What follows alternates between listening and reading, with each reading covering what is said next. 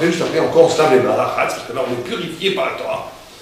Et à ce moment-là, on mange la matzah, motzi matzah. Alors la matzah, c'est une ligne pure, et c'est très intéressant comme le Maharal de Prague l'explique. Le Maharal de Prague nous enseigne qu'en vérité, toutes les discussions.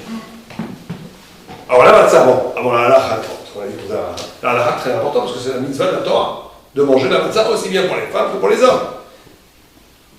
Et donc on fait les tchètes daïm avec la bracha maintenant, et on va être obligé de manger un kazait, chacun 27 grammes de matzah à côté sur la gauche, comme le kidouche à côté sur la gauche, d'accord? Il faut la manger dans un temps limité, qui est d'Achila Pras, certains disent 2 minutes, certains disent 4 minutes, certains disent 7 minutes, certains disent 9 minutes. On va prendre chacun mangera son rat, mais on va dire que les rabbins, la plupart disent 4 minutes. Si on peut manger en moins de minutes. Voilà. Non, ça va, c'est la moitié d'une galette à la main. Ça va. Il faut manger que la shmoa. Sinon, on n'est pas eu de sec, la galette de taïeb, là, rien faire. Il faut manger shmoa. Le soir, tout à l'heure. D'accord? Oui, mais il faut la manger comme ça, à côté sur la gauche, et on mange un kazaï. Maintenant, certains mangent 2 kazaï. Pourquoi? Je vous fais juste, on ne va pas trop traîner en halakha, parce qu'en vérité, ceux qui doivent manger 2 kézétim, ce ne sont que ceux qui ont 3 matzot de vol. On a dit qu'il y a les 3 matzot, d'accord? Pour les mecs de ont 3 matzot. En vérité, il y a 2 matzot pleins qui sont pour le lechem mishné, et celle qui est cassée au milieu, pour ça, le pain du pot. Donc la halakha est comme ça, on fait Baruch ata Hashem l'Elokeinu melech haolam, Hashem l'Elokeinu melech haolam, Baruch ata Hashem l'Elokeinu melech haolam, Amotzi l'Elokeinu minaretz. Amotzi d'abord. On lâche la troisième. Cette troisième qui est en parterre, elle servira pour quoi? Pour le sandwich d'Hillel, pour le Kohen. Il nous reste que quoi? Il nous reste que la pleine et la moitié. La pleine et la moitié, comme il y a une discussion chez les sages sur laquelle il faut manger un kazaït, donc on va manger un kazaït d'en haut et un kazaït de la cassée. Certains disent qu'il faut faire honneur à la mitzvah, on prend celle qui est pleine. L'autre dit mais t'as rien compris, il faut manger le pain du pauvre qui est cassé, les pauvres n'avaient pas des pains entiers. Donc pour être tueux, c'est des chitotes, on s'angoisse pas la vie, on mange un kazaït, mais il n'y a pas besoin de manger 27 grammes et 27 grammes, on mange 19 grammes et 19 grammes, on va pas rentrer dans les détails, on prend le petit chiour de kazaït. 19, parce qu'en tout on a 38, ça suffit. Et l'assemblée? L'assemblée, alors ça dépend, si l'assemblée ils ont 3. Ah, mais chacun il faut qu'il essaie. Non, pas il faut. Mais s'ils ont, il faudra aussi manger 2 kazaïs. Mais s'ils ont, ils le prennent de la boîte. On leur donne un petit morceau. Là, ils prennent qu'un seul kazaï, pas besoin de 2. Donc ils mangent 27 grammes. D'accord? Il n'y a pas besoin de manger 2 kazaïs quand on a pas les 3. C'est une erreur pour beaucoup de gens. Une partie. Oui, mais vous gardez un kazaï, attention. Vous gardez un tiers. D'accord? C'est clair? Maintenant, la symbolique de la matzah, on arrive à l'essentiel. On arrive à l'essentiel. Il y a combien là? Parce que c'est une heure. Il écrit 32 minutes. Oh, on a un peu de temps. Donc, la matzah, le Maharal de Prague est une chose extraordinaire. Vous savez que, ça c'est moi qui dis, en réalité, je l'ai appris complètement du Maharal. Si on réfléchit bien, toutes les discussions qu'on a avec les gens qui ne croient pas trop à la Torah et tout, nous les discussions qu'on peut avoir, les débats qu'on peut avoir, en y réfléchissant bien, tout est réduit à une seule grande discussion. Une seule grande discussion. Et là, on va comprendre qu'est-ce que ça veut dire Metzaria. On a commencé le cours en disant que l'Égypte, c'est Mitzraïm, la prison de la mer, et que l'Égypte mettait l'océan en prison, l'infini en prison. Qu'est-ce que ça voulait dire? Ça veut dire quoi de mettre l'infini en prison? Et quand on réfléchit un petit peu, on se rend compte que toutes les discussions, Torah ou pas Torah, elles se réduisent à une seule discussion. Laquelle? Qu'est-ce qui est à l'origine? Vous avez une façon de voir le monde, que certains scientifiques pensent que c'est comme ça, qu'au début vous avez une boule infinie d'énergie, toute petite, infinie, très petite, mais infinie dans son énergie, qui explose, donc le fameux Big Bang. Cette énergie, en se refroidissant, va créer les premiers atomes, qui va faire la première loi de la physique qui s'appelle la gravitation universelle, qui va donc faire un mouvement circulaire à partir de la masse, qui va créer les premières galaxies. La Terre a une chance extraordinaire, d'après les statisticiens, pour que tous les éléments pour qu'il y ait la vie sur Terre, c'est comme si vous aviez 50 singes. Écoutez bien, ça c'est pas moi qui le dis, c'est les statisticiens qui ne sont pas croyants. 50 singes. vous mettez 50 singes. Et il frappe comme ça, vous savez, quand les singes font les doigts. Et les 50 singes créent 50 fois une pièce qui s'appelle La Tempête de Shakespeare. Par hasard. Et ça, 100 000 fois, de suite l'un après l'autre. Bon, ceux qui croient à ça, c'est bien, mais on peut y croire. Mais les facteurs. Alors certains disent que c'est tellement grand l'espace que oui, on a eu un endroit où tout ça s'est passé par hasard. Alors, bon, peut-être. Mais en tous les cas, nous, on ne croit pas au hasard, on dit que ça a été créé. Mais en tous les cas, ceux qui croient au hasard, il faut savoir qu'ils croient à ça. Statistiquement parlant. Donc on a les premières galaxies font du minéral, le minéral fait du végétal, le végétal fait de l'animal. Un singe, à un moment donné, commence à projeter des choses dans les grottes, commence à parler, balbutier, créer du langage, créer du sens, créer une civilisation, une culture, et au bout, une religion, et Dieu au bout de la pyramide. C'est une façon de voir les choses. Mais dans cette façon de voir les choses, à l'origine, tout est matière, d'accord? La spirituelle n'est que le produit de la sophistication de la matière. C'est ça, mettre l'infini en prison. Mettre la mer en prison, mettre la spiritualité en prison, c'est de donner une explication toujours matérialiste à un phénomène spirituel. La Torah est exactement le contraire. Elle dit c'est que Dieu a créé la Torah avant le monde. Et que cette Torah qui a été créée avant le monde, la spiritualité est avant le monde, c'est le sens qui est avant le monde. Et la matière est là que pour que cette spiritualité puisse s'inscrire, s'incarner dans le réel. Regardez par exemple, si vous prenez, pour bien comprendre cette idée, quand on prend qu'est-ce qu'il dit le rachat? Quelle est la question du rachat? Vous avez les 4 fils. La question du rachat, c'est quoi? Quelqu'un sait? Hein? Quelles sont ces lois? Mazot lachem, c'est quoi ces lois? Qu'est-ce qu'on lui répond? Behavurze, c'est pour cela que Dieu nous a sortis d'Égypte. C'est quoi ce discours de sourd là? Ce dialogue de sourd?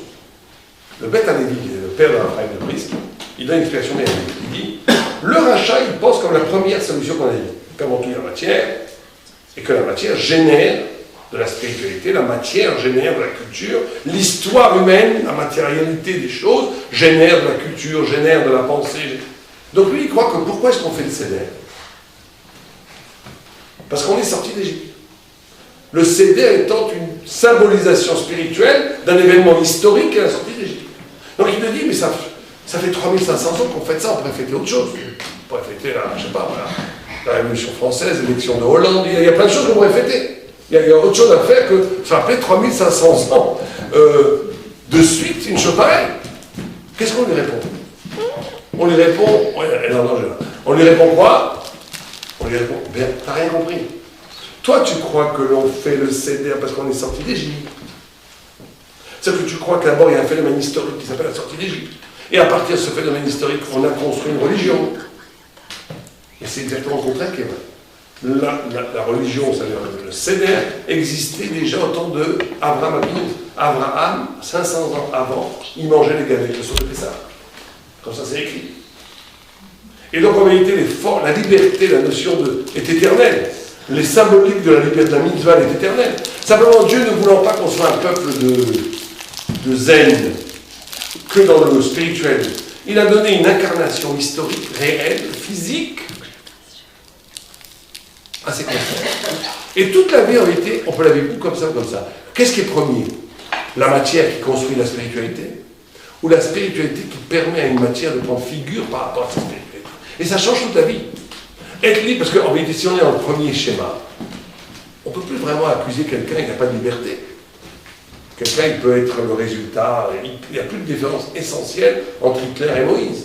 Pourquoi? Parce que Hitler, il est le résultat d'un processus matériel qui a fait qu'il est devenu comme il est devenu, conditionné par son histoire. Et Moïse, il a eu la chance de...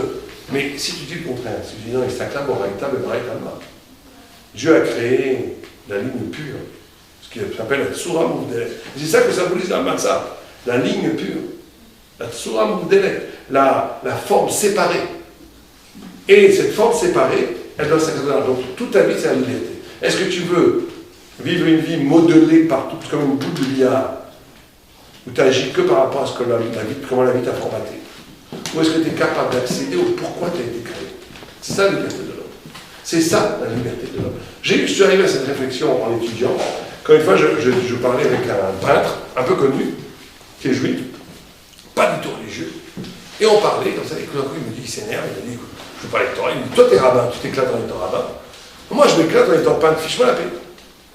Il dit, moi, je dis, bon, d'accord. Et après, je lui dis, non, mais s'il est dans la première position, ah oui, lui, il est devenu peintre, sa molécule a fait 13 milliards d'années comme ça, vous êtes devenu docteur, vous êtes devenu rabbin. Mais si c'est Istakla, c'est plus tout pareil. Ça veut dire que chacun est créé pour quelque chose. Tu es juif, tu n'es pas copain. Et donc, l'esprit de ton être, l'essence de son être, tu le trahis en étant pas sans acteur. Donc ça change tout. T'es libre. T'es libre. Mais sache qu'en étant libre, tu peux ou trahir le pourquoi tu as été créé, ou en être fidèle. Mais au moins, il y a une liberté. Mais c'est très important ça. Parce que le Pessah doit nous faire. Le soir de Pessah, on doit un peu toucher à l'essence de pourquoi j'ai été créé. C'est ça le but ultime de la soirée de Pessah. Et ne pas être formaté par les vicissitudes de la vie. Bien sûr qu'on est constitué de ses parents, de ses grands-parents, du lieu, de l'espace, de la géographie, où est-ce qu'on a grandi. Bien sûr, mais ça ne peut pas être la totalité de notre définition identitaire. À un moment donné, on doit se poser la question, qu'est-ce que je fais ici sur cette planète? J'ai quelque chose à faire qui m'est unique, puisque Dieu a créé. Et c'est ça la liberté. C'est qu'il y a une chose extraordinaire par rapport à cette notion de liberté, c'est que quand on est sorti d'Égypte, à minuit, il y a eu le dernier et Paro, qui était le premier-né, ont été morts, et Paro était un premier-né, il n'est pas mort, donc il pensait qu'il allait mourir chaque seconde. Donc il a été voir Moïse, il a dit, sortez tous, allez-vous-en. Et qu'est-ce qu'il a dit Moïse? On s'en parle. Imaginez que le Mashiach, il arrive, le Messie, il arrive, il dit non, pas maintenant. Il aurait pu changer, il a pris un très gros risque, Moïse. Il aurait pu changer d'avis. Comment ça se fait qu'il a attendu toute la nuit? Il a dit non, on ne partira pas la nuit comme des voleurs, on partira en pleine lumière le matin. Pourquoi il a fait ça? Parce que si Pharaon lui avait donné la liberté, il ne serait pas sorti de son état d'esclave. Exactement. C'est ce que Dieu t'avait dit aussi. Il dit parce que si vous prenez nos amis les Noirs, par exemple, qui sont des gens formidables, qui ont beaucoup souffert de l'esclavage, vous dites à un Noir, sale esclave, il va être vous lui dites, vous dites à un Juif sale esclave, il rigole. Bon, vous dites sale esclave, il rigole. Ça ne me concerne plus.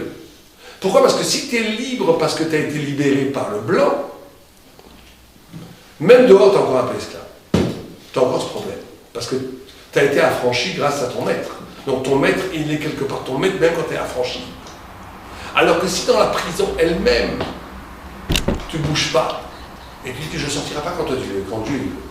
Je ne sortirai pas quand Dieu veut, quand Dieu veut. Ça veut dire que même dans le système aliénant, je suis libre. Ça veut dire que je ne pourrai jamais être esclave. Je suis libre à jamais. Parce que je suis dans une relation avec Dieu qui ne dépend pas des circonstances. Et ma liberté, elle n'est pas due à mon maître qui m'a libéré, elle est due qu'à un moment donné, la maîtrise de mon maître s'est effondrée devant moi. Parce que la maîtrise s'est substituée du maître de Paro à Dieu lui-même. Et donc ça nous enseigne une autre dimension, que ça ne sert à rien de fuir les problèmes. La liberté, ce n'est pas de fuir les problèmes. C'est de voir qu'au cœur même des problèmes, il y a déjà la liberté. Vous savez qu'il y a ils étaient esclaves en Égypte, et à Yoavanim, c'est les mêmes Rachetevot. Si on prend les premières, ça fait Aviv, le printemps. Comme si dans l'esclavage lui-même, il y avait déjà la promesse du printemps. Être libre, c'est que tu peux être un roi dans ta tanière. Tu n'as pas besoin d'un palais. On peut rajouter que tu peux être aussi un esclave dans le palais. J'en ai en train de voir les sondages, ce sont des présidents, mais ils sont des esclaves. Mais tu peux être un roi dans ta tanière. Et c'est ça être juif. Être juif, c'est de ne pas être déterminé par des circonstances historiques, sociologiques, matérielles. Il est avec Dieu, c'est ça qui le libère. Et le soir de Seder, c'est une des notions de la matzah. Quand tu manges la matzah, tu dois penser à ça. Alors juste après, qu'est-ce qu'on prend? Le maror. Le maror, il vient très haut. Le maror, c'est la douleur. Peut-être la matzah, c'est assez extraordinaire parce que c'est polysymbolique.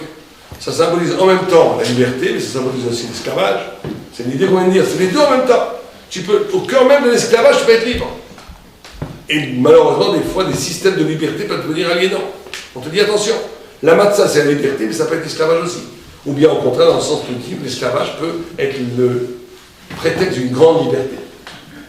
Et juste après, on dit le maror. Tu manges le maror, et après le maror, on prend le sandwich. Alors le maror aussi, il faut manger, al-pi al-akha, une fois qu'on a mangé. On a mangé la matzah sans parler, hein. On prend moins de 2 minutes ou moins de 4 minutes, on la mange accoudée sur la gauche. Le marron, on ne la mange pas accoudée, on le mange ainsi. Et on doit aussi manger un kazaït, ça veut dire 27 grammes de laitue. Les Ashkénazes, les Kim, je ne sais pas s'il y en a chez vous, ils mangent non pas de la laitue, mais du réfort. Donc après ça, ils ont une caparade noire. C'est sûr qu'ils ont une expiation de toute leur faute, plus que Kippour, parce qu'ils sont rouges comme ça, mais certains mangent du réfort. 27 grammes de réfort, je ne vous dis pas les choses.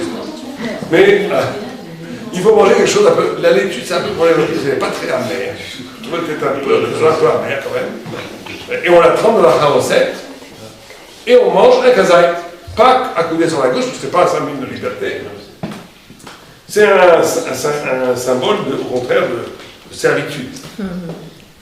Mais ça vient très haut parce qu'on te dit, sois capable de voir le malheur aussi comme un lien avec Dieu. C'est un très haut niveau, très très haut niveau. Sois capable de reconnaître que tu as été idolâtre. Il n'y a pas de spiritualité sans honnêteté. Si tu n'es pas capable de reconnaître que Avadim, j'étais esclave. J'étais moi aussi au Avodah-Zarah. Et quand on lui tente à penser au petit Avodah-Zarah qu'on a fait la dernière année, il y a 2 mois et 1 mois. Avodah-Zarah, ça veut dire de donner une maîtrise dans la vie à autre chose que Dieu.